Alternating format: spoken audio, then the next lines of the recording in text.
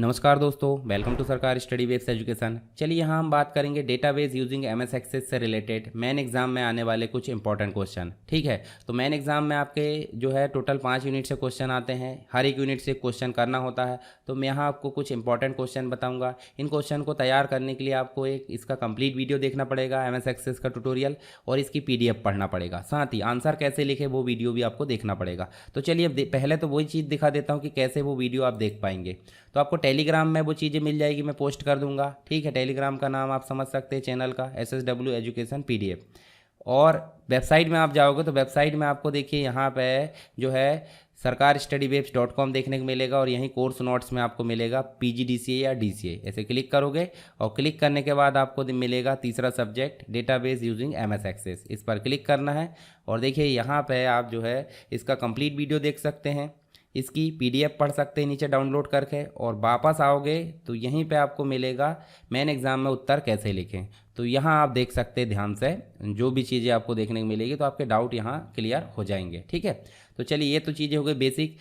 आप जो है वीडियो पसंद आता है तो अपने दोस्तों के साथ शेयर करें और लाइक ज़रूर करना है अगर पसंद आता तो। और चैनल में नए हो तो आप सब्सक्राइब करके रखो ताकि आने वाले समय में आपको कोई भी वीडियो ढूंढना ना पड़े। तो चलिए एक एक करके सारे जो यूनिट है वो हम कवर कर लेते हैं इंपॉर्टेंट क्वेश्चन की।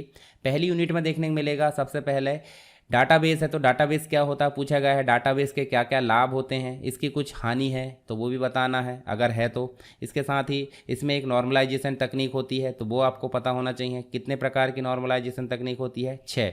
तो मुख्य रूप से हम 4 तक ही पढ़ते हैं। इसके साथ ही देखिए 3 फॉर्म पूछा गया है। साथ ही यहाँ देखिए RDBMS पूछा गया है, और DBMS और RDBMS में अंतर पूछा गया है। डाटा इंटीग्रिटी क्या होती है, डाटाबेस में इंटीग्रिटी के जो रूल्स होते हैं वो कौन कौन से होते हैं।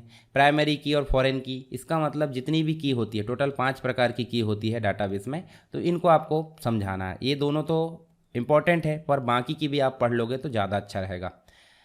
सेकेंड यूनिट में आप देखोगे तो आपको एमएस एक्सेस देखने को मिल जाता है। तो एमएस एक्सेस में आपको 4 चीज़ें मुख्य रूप से ध्यान रखना है। एक तो टेबल से रिलेटेड चीज़ें बनना चाहिए, दूसरी क्वेरी से रिलेटेड चीज़ें बनना चाहिए, तीसरी फॉर्म से रिलेटेड चीज़ें बनना चाहिए, और चौथी रिपोर्ट से रिलेटेड। अब एक और क्वेश्चन जो बनता है कि टेबल के मध्य टेबल रिलेशनशिप कैसे होती है, मतलब टेबल को टेबल से कैसे जोड़ते हैं। तो यहाँ से टोटल 5 क्वेश्चन आपको मुख्य देखने को मिल जाते हैं। टेबल से रिलेटेड, रिलेशनशिप से रिलेटेड, क्वेरी से रिलेटेड, फॉर्म से रिलेटेड, रिपोर्ट से। तो यहाँ देखिए पहला जो पूछा गया है टेबल को एडिट करने, मतलब टेबल को पहले बनाना सीखना पड़ेगा, और उसमें विभिन्न ऑपरेशन कौन कौन से होते हैं। तो एमएस एक्सेस की वीडियो में सारी चीज़ें आपको देखने को मिल जाएगी।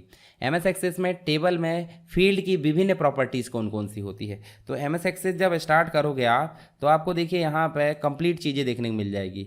देखिए यहाँ पे जो स्टूडेंट टेबल हमने जो बनाए थे प्रैक्टिस के लिए, इसको डिज़ाइन व्यू में देखेंगे, नीचे आपको प्रॉपर्टीज़ देखने को मिल जाती। फील्ड प्रॉपर्टी, मान लो कोई डाटा टाइप आपने सेलेक्ट करी, उसकी प्रॉपर्टी देखिए, ये फील्ड की प्रॉपर्टीज़ होती है। तो इनको आपको समझाना है। फाइंड और रिप्लेस क्या होता है जो एमएस एक्सेस, उसमें फिल्टर और सेलेक्ट क्या होता है, तो ये भी चीज़ें आपको देखने को मिलेगी। यहाँ पे एमएस एक्सेस में विभिन्न प्रकार के डाटा टाइप कौन कौन से होते हैं। तो कैसे देखिए, आप देखिए यहाँ डाटा टाइप तो बहुत इंपॉर्टेंट है। इन डाटा टाइप को आप अच्छे से तैयार कर लो तो आपका क्वेश्चन जो है यहाँ क्लियर हो जाएगा।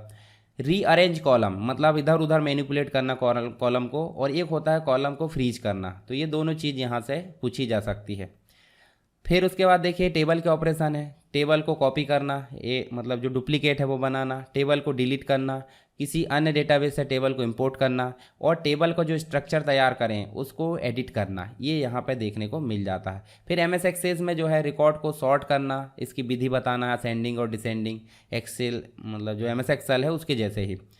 फिर वैलिडेशन के नियम होते हैं एमएस एक्सेस में, उसको आपको समझाना, वैलिडेशन रूल। थर्ड यूनिट की बात करें तो यहाँ पे 2 टेबलों के मध्य रिलेशनशिप कैसे बनाई जाती है। देखिए यहाँ क्वेश्चन आ गया ना, इसके विभिन्न स्टेप्स को लिखना है। फिर क्वेरी को जो लिखने की विधि, क्वेरी को 2 प्रकार से बनाते हैं, एक तो डिज़ाइन के मोड में, डिज़ाइन मोड में, और एक विजार्ड मोड में।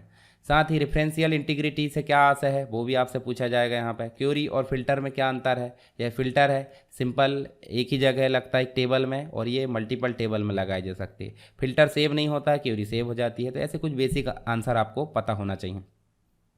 यहाँ देखिए आपको फाइंड, रिकॉर्ड को फाइंड करना, और सेलेक्ट क्वेरी, ये क्वेरी के प्रकार है। Find duplicate record with query, find unmatched record with query, save the query, change the query, ये सब क्वेरी से रिलेटेड क्वेश्चन है। कैसे देखिए यहाँ पे आपको मिलेंगे, जैसे उदाहरण के लिए क्रिएट में जाते तो क्यूरी विजार्ड में आप जाओगे तो देखिए यहाँ पे आपको मिलेगा simple query, cross type query, find duplicate और अनमैच्ड। तो ये चारों प्रकार आपसे बनना चाहिए, क्यूरी के प्रकार है। इसके अलावा नेक्स्ट जो है डेटाबेस में फॉर्म के उपयोग को समझाइए। हालांकि फॉर्म तो आपको 4th यूनिट में मिलेगा, फिर भी कोई दिक्कत नहीं, एमएस एक्सेस तो एक ही सब्जेक्ट है। एमएस एक्सेस में बनाए जा सकने वाले विभिन्न बेसिक फॉर्म, जैसे कॉलम टाइप का है, टेबुलर फॉर्म है, तो इनके नाम आपको बताना और समझाना है।